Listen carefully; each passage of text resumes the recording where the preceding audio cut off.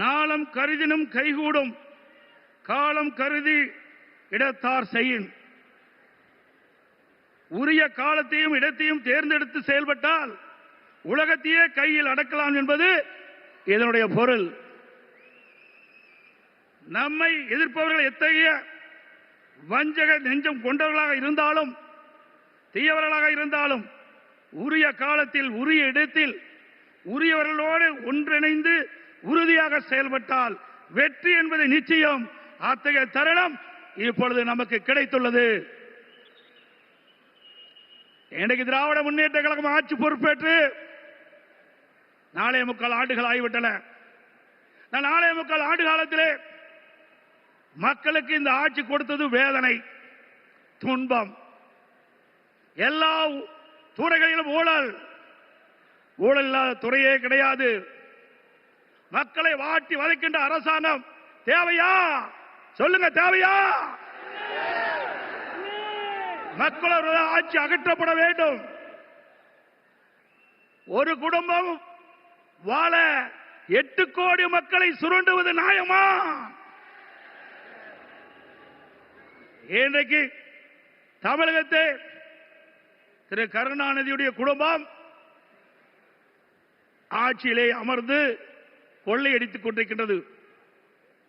திரு கருணாநிதி அவர்கள் முதலமைச்சராக இருந்தார். அதற்கு பிறகு ஸ்டாலின் முதலமைச்சராக இருக்கிறார். ஆட்சி பொறுப்பேற்று 4.25 ஆண்டு காலத்திலே அவர் செய்த சாதனை ஒன்றே ஒன்று, ஊழல் ஊழல் ஊழல்.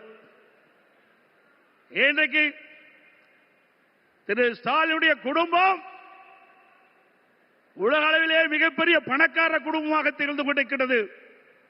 திரு ஸ்டாலினுக்கு பிறகு உதயநிதி ஸ்டாலின் வர வேண்டும் என்று எண்ணுகின்றார். திராவிட முன்னேற்ற கழகத்தில் எத்தனையோ பேர் உழைத்தவர் இருக்கின்றார்கள். அவர்கள் எல்லாம் வீதியிலே பார்க்கப்படுகிறோம். ஆனால் திரு கருணாநிதி குடும்பத்திலே பிறந்தவர்களுக்குத்தான் அந்த கட்சியிலும் இடம், அதிகாரத்தில் இடம். அந்த அடிப்படையிலே தான் எந்த ஒரு தகுதியும் இல்லாத திரு உதயநிதி அவர்களுக்கு முதலிலே சட்டமன்ற உறுப்பினர் ஆக்கினார், பிறகு அமைச்சராக்கினார், இப்பொழுது துணை முதலமைச்சராக்கி இருக்கின்றார். அடுத்தது எந்த காலத்துக்கும் எந்த பதவிக்கும் திரு கருணாநிதி குடும்பம் வர முடியாது. வர முடியுமா? இந்த தேர்தல் தான் திமுகவுக்கு இறுதி தேர்தல். தீய சக்தி திமுகவை வீழ்த்துவோம். பொன்மனச்சம்பல் புரட்சித் தலைவர் எம்ஜிஆர், இதயம் புரட்சித் தலைவர் அம்மா இருவரும் தலைவர்கள் கண்ட கனவை நிறைவேற்றுவோம்.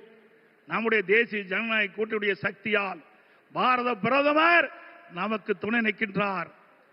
இன்றைக்கு நம்முடைய இயக்கம் வலிமையான இயக்கம். நம்முடைய கூட்டணி வெற்றி கூட்டணி, வலிமையான கூட்டணி. தேர்தல் என்ற போரில் நம்முடைய கூட்டணி கட்சி தலைவர்கள், நிர்வாகிகள், தொண்டர்கள் இரவுகள் வாராமல் தேனீக்களை போல, எறும்பை போல சுறுசுறுப்பாக செயல்பட்டு தேர்தல் போரிலே எதிரிகளை ஓட ஓட விரட்டி வெற்றி கொடி நாட்டுவோம். செய்வீர்களா? இந்த தேர்தலை பொறுத்த வரைக்கும் குடும்ப வாரிசுக்கு முற்றுப்புள்ளி வைக்கின்ற தேர்தல், குடும்ப ஆட்சிக்கு முடிவு கட்டுகின்ற தேர்தல், ஊழல் நிறைந்த ஆட்சிக்கு முடிவு கட்டுகின்ற தேர்தல். இந்த தேர்தல் நம்முடைய வெற்றிக்கு மக்கள் துணை நிற்கின்றார்கள். நம்முடைய கூட்டணி கட்சி தலைவர்கள் இன்றைக்கு எழுச்சியோடு இங்கே உரையாற்றிருக்கின்றார்கள். எனக்கு பின்னாலே பாரத பிரதமர் அவர்கள் உரையாற்றிருக்கின்றார்கள். ஆக நம்முடைய கூட்டணி இந்த தேர்தலிலே 210 இடங்களிலே வெல்லும். பெரும்பான்மையான இடங்களே வெல்லும். அண்ணா திமுக ஆட்சி அமைக்கும். அதோடு திரு ஸ்டாலின் சொல்லுகிறார், இன்றைக்கு மத்தியிலே தமிழகத்துக்கு எந்த திட்டமும் கிடைக்கவில்லை என்ற ஒரு தவறான தகவலை சொல்லிக் கொண்டிருக்கின்றார். சிந்தித்து பார்க்க வேண்டும். அனைத்து இந்திய அண்ணா திராவிட முன்னேற்ற கழக ஆட்சியிலே தான் மத்தியிலே பல திட்டங்களை நாம் பெற்றோம். நாம் கேட்ட நிதியை கொடுத்தார்கள், கேட்ட திட்டத்தை கொடுத்தார்கள். தமிழகம் முழுவதும் இருக்கின்ற பல்வேறு ரயில்வே கடவுகளிலே உயர்மட்ட பாலம் வேண்டும் கேட்டோம். அதிகமான பாலத்தை கொடுத்தது மத்திய அரசு. அதே போல தேசிய நெடுஞ்சாலைகள் தமிழகத்தில் இருக்கின்ற போக்குவரத்து நெரிசலை குறைப்பதற்கு பல்வேறு தேசிய நெடுஞ்சாலைகளை வழங்கினார்கள். அது மட்டுமல்ல, சென்னை மாநகரத்தில் அதிகமான போக்குவரத்து நெரிசல் இருக்கின்ற காரணத்தினாலே மெட்ரோ ரயில் திட்டம் கட்டம் 2 அதற்கு அனுமதி கொடுக்கப்பட்டு சுமார் 63,000 கோடி ஒரே திட்டத்திற்கு அனுமதி வழங்கி அந்த திட்டத்தை மத்திய அமைச்சர்களே நேரடியாக வந்து அடிக்கல் நாட்டி சாதனை படைத்தோம். இதெல்லாம் மத்திய அரசாங்கம் கொடுக்கப்பட்ட திட்டம் அல்லவா? அதற்கு மேலாக காவிரி மேட்டூர் அணையிலிருந்து திறக்கப்படுகின்ற நீர் காவிரி நதியின் வழியாக கடலில் போய் கலக்கின்றது. அப்படி அந்த நதி நீர் மாசுபடாமல் இருப்பதற்காக பாரத பிரதமர் அவர்களை நான் சந்தித்து, முதலமைச்சர் இருக்கின்ற பொழுது அவரை சந்தித்து இந்த கோரிக்கை வைத்தேன். நடந்தாய் வாழி காவிரி திட்டம் சுமார் 14,000 கோடி இந்த திட்டத்திற்கு நிதி தேவை. கொடுத்த உடனே அவர் பார்த்தார், அற்புதமான திட்டம், இந்த திட்டத்தை நிச்சயமாக நிறைவேற்றி தருவேன் என்று சொல்லி மேதக குடியரசுத் தலைவர் உரையிலே இடம்பெற செய்து கடந்த 2024 ஆண்டு அதற்கு அனுமதி கொடுக்கப்பட்டது. ஆனால் இந்த அரசு முடக்கி வைத்திருக்கின்றது. உண்மையிலேயே இந்த அரசு மக்கள் மீது அக்கறை இருந்தால் மத்திய அரசு அனுமதி கொடுக்கப்பட்ட திட்டத்தை நிறைவேற்ற மனமில்லை. சிந்தித்து பாருங்கள், 14,000 கோடி, 1000 2000 இல்ல 14,000 கோடி நம்முடைய தமிழ்நாடு நலன் பெறுவதற்காக மத்திய அரசு அனுமதித்தது. பாரத பிரதமர் அவர்கள் மனமுகந்து கொடுத்த அந்த திட்டம், அந்த திட்டத்தின் மூலமாக காவிரி நதியிலே கரை ஓரமாக இருக்கின்ற கழிவு நீர்கள் அந்த நதியிலே கலக்கின்ற பொழுது நீர் மாசுபடுகிறது. அந்த நீர் மாசுபடாமல் இருப்பதற்கு அதை சுத்தகரித்து நதியிலே விடுகின்ற திட்டம் தான் இந்த திட்டம். மேட்டூர் அணையிலிருந்து வெளியேறிய நீர், பவானி சாகர் அணையிலிருந்து வெளியேறுகின்ற நீர், நொய்யிலிருந்து வெளியேறுகின்ற நீர், அமராவதி அணையிலிருந்து வெளியேறுகின்ற நீர், இந்த நீரெல்லாம் சுத்தப்படுத்தி அங்கே நதியிலே விடுகின்ற பொழுது காவிரி நதியிலே வந்து கலக்கின்ற பொழுது சுத்தமான நீராக இருக்கும். தமிழ்நாட்டை பொறுத்த வரைக்கும் காவிரி நதி தான் ஜீவநதி. அந்த நதியை நம்பித்தான் 20 மாவட்ட மக்கள் குடிநீர் ஆதாரமாக விலகிக் கொண்டிருக்கிறது. டெல்டா பாசன விவசாயிகளுக்கு ஒரு நல்ல நீர் பயிர்களுக்கு பாய்ச்சுகின்ற பொழுது எந்த நோயும் தாக்கப்படாது. அப்படிப்பட்ட அற்புதமான திட்டத்தை நமக்கு வழங்கினார். அரசியல் காழ்ப்புணர்ச்சியின் காரணமாக அந்த திட்டத்தை நிறுத்தி வைத்திருக்கின்றார்கள். மீண்டும் உங்களோ ஆதரவோடு தேசிய ஜனநாயக கூட்டணி அதிக இடங்களே வெற்றி பெற்று நம்முடைய கூட்டணி அண்ணா திமுக ஆட்சி அமைக்கின்ற பொழுது பாரத பிரதமருடைய ஆசியால் இந்த திட்டம் நிறைவேறும். அதே போல ஒரே ஆண்டில் நாம் வைத்த கோரிக்கை 11 அரசு மருத்துவக் கல்லூரி மருத்துவமனை கொடுக்கப்பட்டது. இந்திய வரலாற்றிலேயே ஒரு மாநில அரசுக்கு ஒரே ஆண்டில் 11 அரசு மருத்துவக் கல்லூரி மருத்துவமனை கொடுத்த வரலாறு கிடையாது. அந்த வரலாற்றையும் பாரத பிரதமர் திரு நரேந்திர மோடி அவர்கள் நமக்காக வழங்கினார். அதனால் நம்முடைய மாணவர்கள் அதிக இடங்களிலே மருத்துவர்களாக சேர்ந்து படிக்கக்கூடிய வாய்ப்பை பெற்றிருக்கின்றார்கள். இதையெல்லாம் சாதனை. இன்னும் பல திட்டங்கள் மத்தியில் இருந்து நமக்கு கிடைக்கப்பட்டன. அனைத்து இந்திய அண்ணா திராவிட முன்னேற்ற கழக அரசு இருக்கின்ற பொழுது மத்திய அரசோடு இணக்கமாக இருந்தோம்.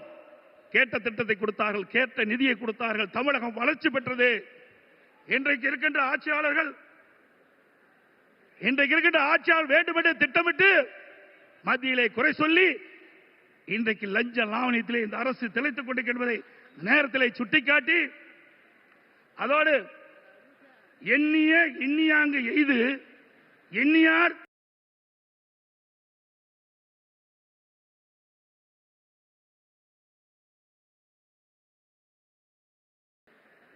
ஒரு செயலை செய்து முடிக்க எண்ணுபவர் மிக உறுதியுடன் இருந்தால் அவர் நினைத்தபடியே அந்த செயலை செய்து முடிப்பார் என்ற குரலுக்கு மிக பொருத்தமானவர் நமது பாரத பிரதமர் நரேந்திர மோடி அவர்கள். இன்னைக்கு உலகமே பாராட்டுகின்ற அளவிற்கு இந்திய நாட்டுக்கு பெருமை சேர்த்தவர் பாரத பிரதமர் அவர்கள். கொரோனா காலம், இன்னைக்கு இந்த கொரோனா காலத்திலே அந்த வைரஸ் நோயால் இன்றைக்கு வல்லரசு நாட்டில் கூட மக்களை காப்பாற்ற முடியவில்லை. அந்த காலகட்டத்தில் விலை மதிக்க முடியாத உயிரை காப்பாற்றுவதற்கு அவர் எடுத்த நடவடிக்கையினால் லட்சக்கணக்கான மக்கள் உயிர் பிழைத்தார்கள். அந்த நோய் எப்படி தாக்கும், எப்படி வரும், அதற்கு என்ன சிகிச்சை அளிக்க முடியும், அதற்கு என்ன மருந்து என்று கண்டுபிடிக்க முடியாத சூழ்நிலை கூட தன்னுடைய திறமையால் ஆற்றால் அதற்கு சிகிச்சை அளிப்பதற்கு உரிய மருந்தை கண்டுபிடித்து உரிய சிகிச்சை அளித்து விலை மதிக்க முடியாத உயிர்களை காப்பாற்றிய மா மனிதர் பாரத பிரதமர் நரேந்திர மோடி அவர்கள். இந்திய நாட்டு மக்கள் மட்டுமல்ல, வெளிநாட்டில் இருக்கின்ற மக்களுக்கும் அந்த உயிர்களை காப்பாற்றுவதற்கு விலையில்லா மருந்துகளை கொடுத்து காப்பாற்றிய மனித நேயம் படைத்த தலைவர் பாரத பிரதமர் நரேந்திர மோடி அவர்கள் என்பதை இந்த நேரத்தில் சுட்டிக்காட்டி,